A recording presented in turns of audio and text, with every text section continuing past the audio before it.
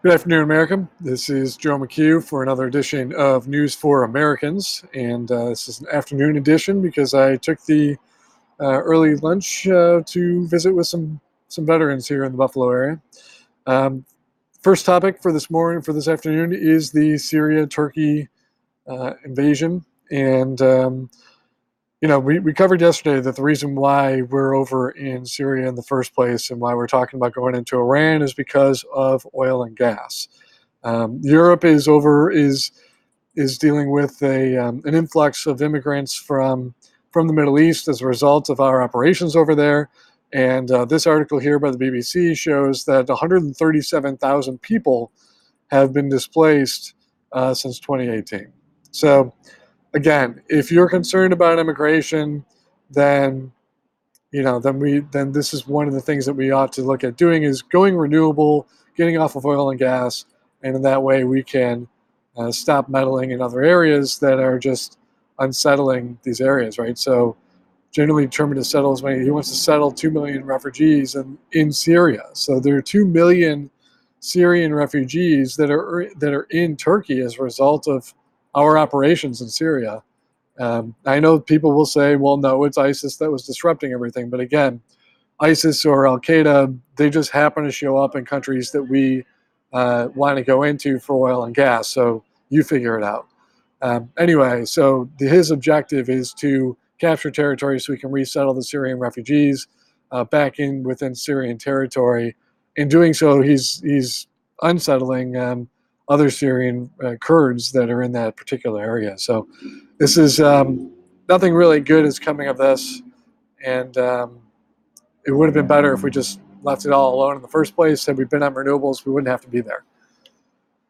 Next up is China, and the administration is working with China to resolve their trade disputes. Part of that dispute, I would imagine, and it's not being reported, but this is the first instance of currency being reported, and I would imagine that one of the things that's not being discussed is the Chinese purchase of our debt in order to keep our government and our economy afloat. Again, if China does not, China is along with Japan, is the 1 and 2 largest foreign buyers of our treasuries. And if we do not continue to find buyers for our debt, or if they reverse course and actually choose to sell our debt, then that could result in hyperinflation within the United States, and our American way of life would change in very rapid fashion. So this particular report does not talk about the purchase of our debt, but instead talks about uh, a currency, kind of a transparency deal to stop currency devaluations and targeted exchange rates.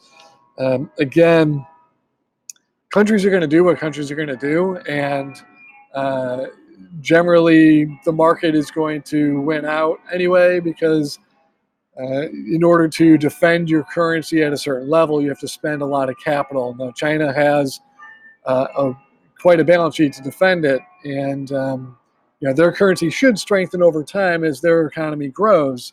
But again, that depends on the strength of the American currency as well, and we have to strengthen our balance sheet in terms of our budget if we are going to expect our dollar to continue to appreciate. So moving on to the article in CNBC talking about how a carbon tax is the single most powerful way to combat climate change, according to the IMF. Okay, yeah, if you are in bed with the banks because you are part of that, the World Bank, then sure, you might have that perspective. I would disagree. I think that the single most powerful way to combat climate change is to create a central credit union that is citizen-owned, clean, and green, and that the reserves are invested directly in renewables, so that we can transition the global economy off of oil and gas and onto renewables in rapid fashion.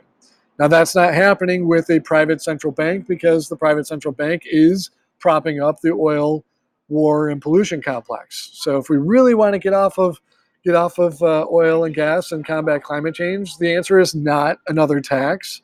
It is to simply end the Fed and convert it into a credit union that's clean, green, and citizen-owned, so that we can all be healthy, wealthy, and free.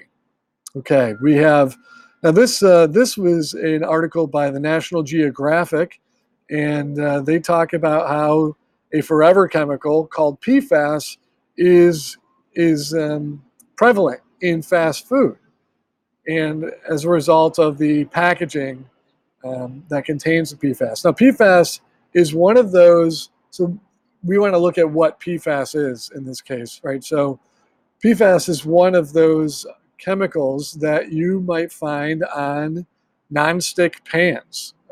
It's here. Let's find it. Do, do, do, do. Oh, it's on here somewhere. Anyway, it's like a nonstick pan. It is a water resistant type of chemical, and it ends up building up in the body over time. Contaminated bodies of water, items sold in the marketplace, food packaging, public water systems, drinking wells, builds up in the soil, outdoor air near industrial areas, indoor air, dust particles from carpets, textiles, consumer products treated with PFAS to resist stains. So your stain resistant, water resistant products probably have PFAS in it. Now this PFAS is building up in our bodies, and it's causing, well, it's a toxin. So in some cases, they believe that it causes cancer, and may very well cause much more. So part of the problem here is that now it's showing up, like for example, in my state of Michigan, around Flint. Now Flint has a water issue from lead, and in some cases, because a water main breaks, they might receive a boiling alert. And now, ironically, because Flint is also an industrial area, formerly an industrial area, they're told you shouldn't boil water in instances where PFAS is there. So you're kind of damned if you do and damned if you don't. So really, this is just another example of modern society thinking that we can improve things by finding shortcuts, and with those shortcuts you know we can improve our way of life in some regard. And in some instances, that's true, but in others, I think we're increasingly finding that it's not. It's not true. Um, my mother, for example, will tell me that her mother would use foods and packaging that was traditional, organic, and just because she said that it was safer and healthier that way. And now we're finding out that for example, our grandparents were right, that the simpler tends to be the right way of doing things, and that when we try to complicate things by either adding pesticides to food production so that we can increase the food production and feed more people, we end up just killing people, killing the planet, killing the ecosystem. So really what we ought to do is not try to stimulate production like what the Fed is doing with their interest rate policy and the expansion of balance sheet policy, and what industry tries to do with chemicals. We should not be trying to stimulate anything, but instead get into the flow of nature, align ourselves with nature, and just do the right thing. Um, our economy will grow, and at the same time it'll fluctuate, and it'll fluctuate with the strength of the underlying ecosystems and the health and wealth of our planet. And so if we just get in flow and get in line with the planet, everything's going to work out okay. But in the meantime, we're going to need to work on addressing the damage that's already been done. And that is one of the topics that we talk about in my book, Hijacking America, Liberty Strikes Back. And it's one of the issues that we talk about in the book, and it's through the creation of our clean, green, citizen-owned credit union. We can also tie the further issuance of currency to the rehabilitation of our food and water systems.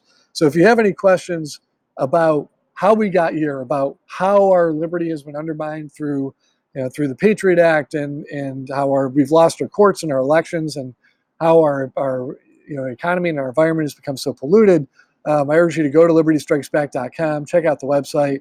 I've got it all laid out there for you. The book is available for purchase as well. And I even propose a number of solutions, a package of amendments for America to renew America, as well as some specific policies to get past our partisan blockage and to work together as a group to improve America and the planet for all people so that we can be clean, green, healthy, wealthy, and free. So, again, thank you for listening. This has been another edition of News for Americans on October 10th, 2019, and I'll be right back here again tomorrow. Have a good day.